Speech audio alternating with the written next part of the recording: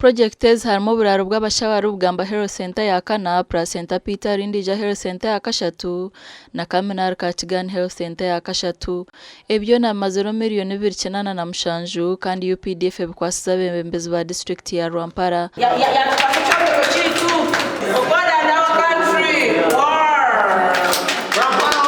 Tukakora umurimo mukoto n'okwa mulimo gwaitu tuli ba contractor, we are service providers. So umurimo tugikozere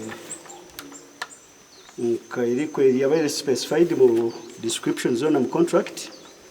tugimazire. Urukure by'amagara mu district ya Rwampara najyangwa amajuga abashabongaza kwera cyango na mnonga abakoza barukorekero kandi nkiza no kumaraho buremezi bw'abarwire kushobangirirwa okumanyisa abantu ngwe staff house ne kuyamba abantu baburijo abo kugira ngo abashabo bayiza kuraramo nbakwamba bahohereza speed kandi no mbagitse zirize ko yongera misho tuyiza ko bahato yireti erize kugira ngo eretereji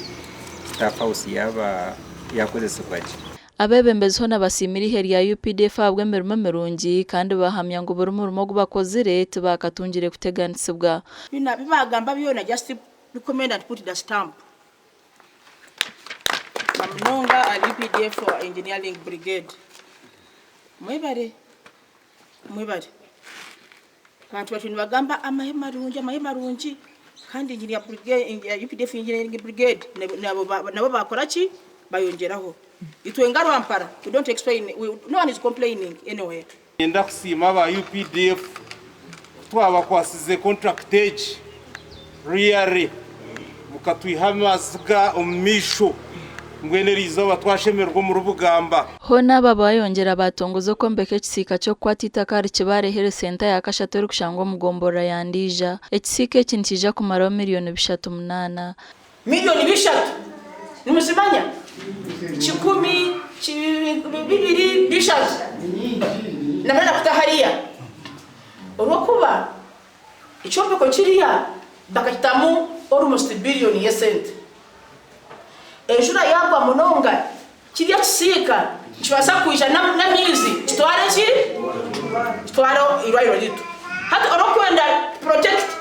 okulinda ichombe ko kiriya ekihango twagamba katawo kisika kiriuya chema kushisha ki enjura yije nyinje chema kushisha ki irwayo ucyandi kweje izo mwarebere mu nizo zo gukora mu rumo esentezo nizo twazeta nizo twabahize mwe nuko kutarasha za sente neimo mutashara aporte yenchi yo mu rumo gwetu abakwa itwe obuzare bwetu na ba contractor mu Rwampara ni mpamyambo imwakoze neito obuzare bwetu na contractor no mu rumo murungi amakuru agasha kwa Susan Charles Sima na Ruth Nwamanya.